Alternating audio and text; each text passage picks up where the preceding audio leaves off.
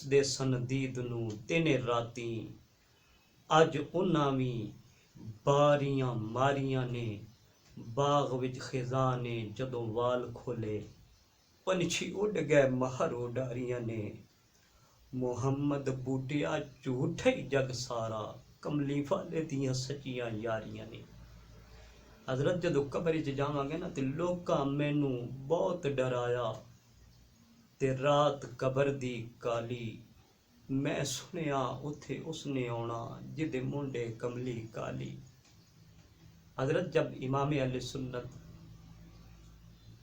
عاشق رسول امام احمد رضا خان فاضل بریلی رحمت اللہ تعالی علیہ آپ نے ایک دن اپنے بیٹے حامد رضا کو بلایا اور کہا بیٹا دیکھو جب میں فوت ہو جاؤں تو میری قبر اتنی گہری کھودنا کہ جس میں احمد رضا کھڑا ہو سکے۔ اصل کی بابا جان حدیث تو میں نے بھی پڑھی ہے کہ قبر اتنی گہری ہونی چاہیے کہ جس میں آدمی بیٹھ سکے۔ تو کہا بیٹا جب سے میں نے پڑھا ہے نا کہ قبر میں آقا نے آنا ہے، قبر میں حضور تشریف لائیں گے، تو پھر احمد رضا کے عشق محبت کا تقاضا تو بیٹا یہ ہے نا کہ جب حضور قبر میں آئیں تو میری قبر اتنی گہری کھودنا کہ جس میں احمد رضا کھڑا ہو کر حضور کی ذات پہ درود و سلام پڑھ سکے۔ مصطفیٰ جان رحمت پہ لاکھوں سلام، شمع بزمی ہدایت پہ لاکھوں سلام۔ حضرت یہ تو قبر میں جب جائیں گے تو پتہ چلے گا۔ آج ہم ایک نعرہ تو بہت لگاتے ہیں کہ غلامی رسول میں موت بھی قبول ہے۔ حضرت جب سنتا ہوں تو خوشی بھی ہوتی ہے اور دل پہ چوٹ بھی لگتی ہے کہ ہم نے یہ نعرہ تو یاد کر لیا، لیکن ہم یہ کیوں بھول گئے؟ کیوں نہیں کہتے کہ تجھے غلامی رسول میں موت تو قبول ہے لیکن سنت مصطفیٰ قبول نہیں؟ تجھے غلامی رسول میں موت تو قبول ہے لیکن 5 وقت کی نماز قبول نہیں؟ تجھے غلامی رسول میں اللہ اکبر موت تو قبول ہے لیکن قرآن کریم کی تلاوت قبول نہیں؟ تجھے غلامی رسول میں موت تو قبول ہے لیکن نماز تراویح میں قرآن سننا قبول نہیں؟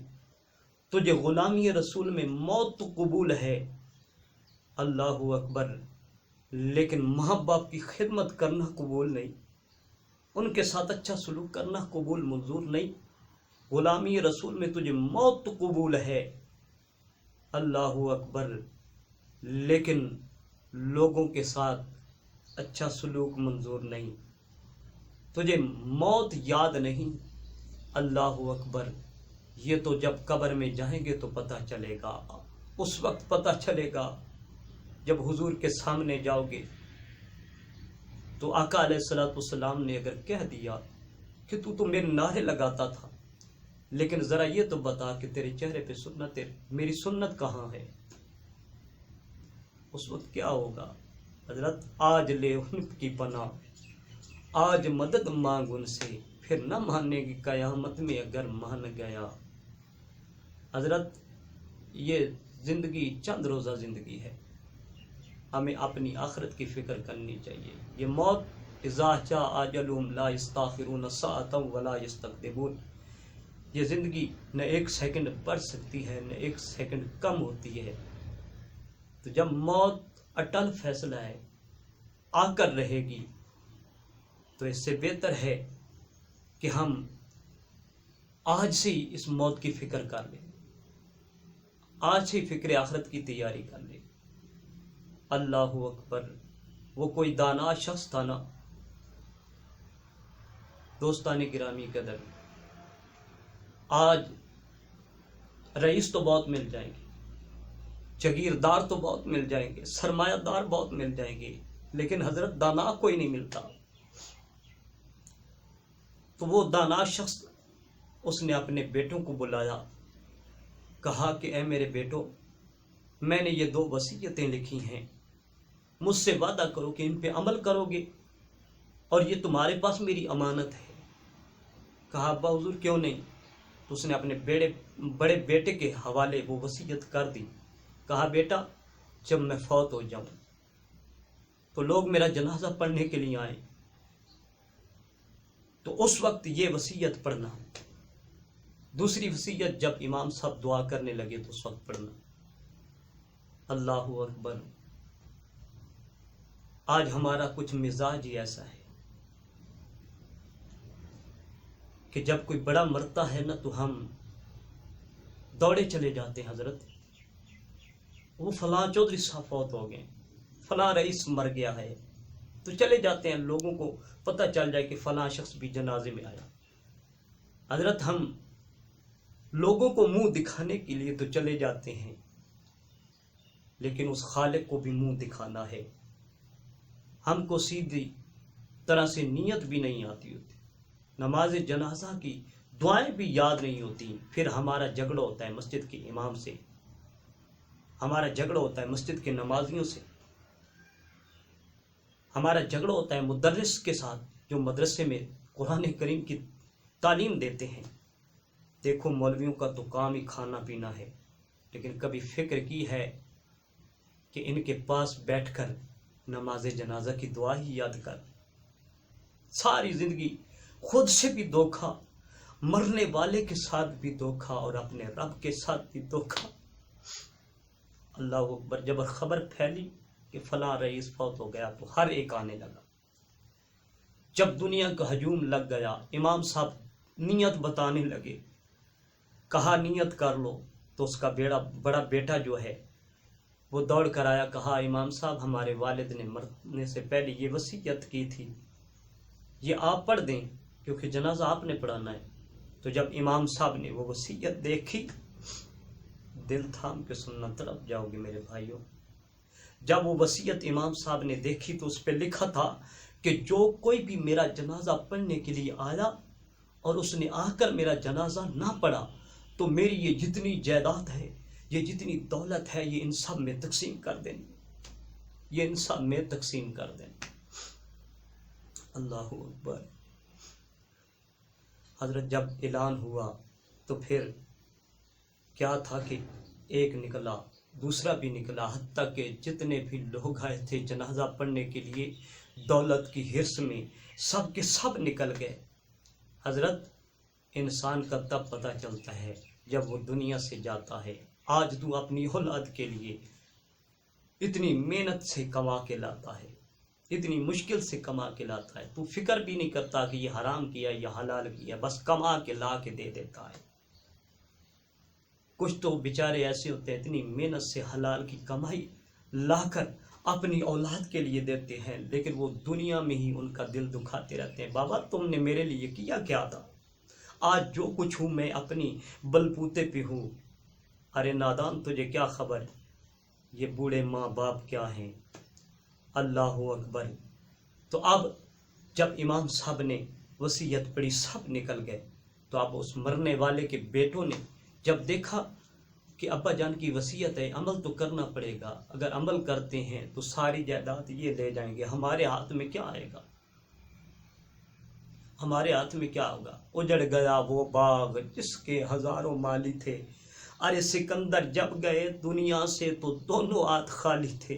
حضرت وہ اتنا بڑا بادشاہ تھا، جب دنیا سے گیا تو خالی ہاتھ، دولت ساتھ نہیں لے کے گیا۔ ارے نادانو تمہارا تو باپ ہے، وہ بھی دولت کے حص میں ان کے ساتھ شریک ہو گئے۔ تو اب امام صاحب کہتے ہیں یار تمہارا تو باپ ہے، آ جاؤ نماز جنازہ پڑھ لو، اپنے باپ کی میت کو دفنا لو، لیکن نہیں حضرت دولت چلی جائے گی۔ آئے اب وہی امام جس کے ساتھ تو ہر نماز پہ جا کے جھگڑا کرتا ہے تیری میت کے پاس کھڑا ہے، تیری اولاد بھی تیرا ساتھ چھوڑ گئی۔ حضرت آج ہمارا مشن کیا ہے؟ آج ہم کیا کر رہے ہیں؟ کون سی فکر کے آخرت کر رہے ہیں؟ تو اب قریب سے 3 درویشوں کا گزر ہوا تو پوچھا حضرت جنازہ ہو گیا ہے؟ کہا نہیں ابھی جنازہ پڑھنا ہے۔ تو کہا پڑھاتے کیوں نہیں؟ کہا پڑھنے والا ہی کوئی نہیں، پڑھنے والی حضرت کوئی نہیں۔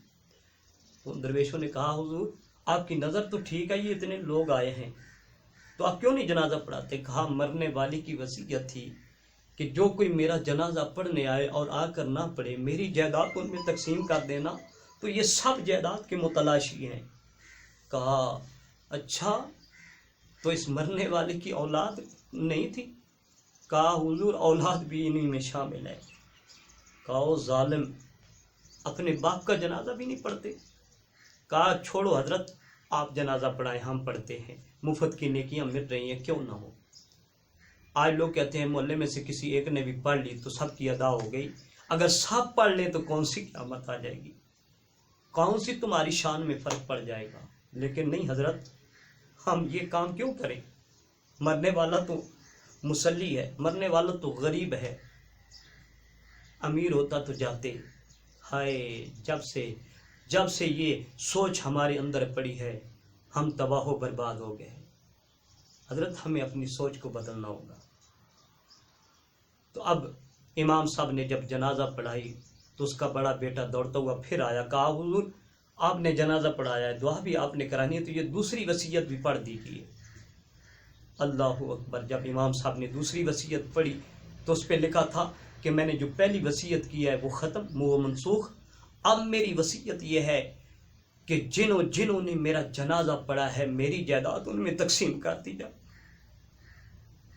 अब वो बेटे जिन्होंने न जनाजा पढ़ा, ना बाप के रहे, न खुदा के रहे, न इधर के रहे, न उधर के रहे, मियाँ साहब फरमाते हैं जा खेती दा कख न रहा ते ना सुक्का ना हरिया, किस कम दुब सुखावण वाली ते किस कम बदल हवरिया। अब बाप के मैयत पे चीखो पुकार कर रहे हैं। किसी ने बहुत प्यारी बात कही है, वो कहता है कि बूढ़े रुख दी छां नहीं लबनी ते जन्नत वर्गी था नहीं लबनी, और ते सब कुछ लब जाना पर प्यो नहीं लबना, माँ नहीं लबनी। हजरत ये माँ बाप की खिदमत कर लो, इनसे अच्छा सलूक कर लो। आज हमारा हाल क्या है। वो कोई दरवेश था ना, चौक में बैठ के रो रहा था, तो किसी ने पूछा बाबा आप ये चौक में बैठकर क्यों रो रहे हैं। तो कहा मैं अल्लाह और अल्लाह की मखलूक की सुलह करा रहा, अल्लाह और अल्लाह की मखलूक की सुलह करा रहा हूँ। फरमाया फिर नतीजा क्या निकला। कहा ये नहीं मानते, खालिक तो मानता है। इनको तो दुनिया की दौलत की हिरस है, इनको कोठियां और बंगलों की हिरस है। देखो गाड़ियों पे फिर रहे हैं, कोई फिक्र नहीं। चंद रोज गुजरे, वही बुजुर्ग कब्रिस्तान में बैठकर रो रहे हैं। तो उस नौजवान ने पूछा बाबा तेरी समझ नहीं आती, कभी तू चौक में बैठ के रोता है, कभी कब्रिस्तान में रोता है, आज तेरा मामला क्या है। कहा वही कल वाला मामला है, मैं अल्लाह और अल्लाह की मखलूक की सुलह करा रहा हूँ। कहा फिर नतीजा क्या निकला है। कहा आज ये तो मानते हैं लेकिन खालिक नहीं मानता। मेरे भाइयों इसलिए मैं कहता हूँ आज खालिक मानता है, अपने रब को मना लीजिए, अपने माँ बाप के साथ अच्छा सलूक कीजिए, अपने भाइयों के साथ बैठ के उनके साथ बात कीजिए, अपने माँ बाप के साथ बैठ के पूछ तो सही कि माँ तेरा क्या हाल है, अब्बा तेरा क्या हाल है। उनके साथ बैठ तो सही। मेरे आका अलैहिस्सलाम ने इरशाद फरमाया कि माँ बाप के चेहरे की ज़ियारत करने से अल्लाह एक मकबूल हज का सवाब अता फरमा देता। तो तू अपने माँ बाप के चेहरे को देखना गवारा नहीं करता, उनके साथ बैठना गवारा नहीं करता। अल्लाहु अकबर। आज हमारे झगड़े चल रहे हैं अपने भाइयों के साथ, अपने माँ जायों के साथ हम बोल के राज़ी नहीं हैं। हमारी बिलादरियाँ नई बिलादरियाँ तो हैं, लेकिन अपने सगों के साथ हमारा रवैया अच्छा नहीं, पड़ोसियों के साथ रवैया अच्छा नहीं। तो फिर हजरत हम कहाँ हुजूर के ग़ुलाम हैं। मैं अक्सर अपने दोस्तों से कहता हूँ कि देखो जब सोने लगो तो जिनसे ताल्लुक़ है उनको माफ़ करके सोया करो। उम्मत मुसलमा के साथ जिनसे तुम्हारा उठना बैठना है सबको रात को माफ़ करके सोया करो और अपने खालिक से माफ़ी मांग के सोया करो। हो सकता है तेरी ज़िंदगी की ये आखिरी शाम हो।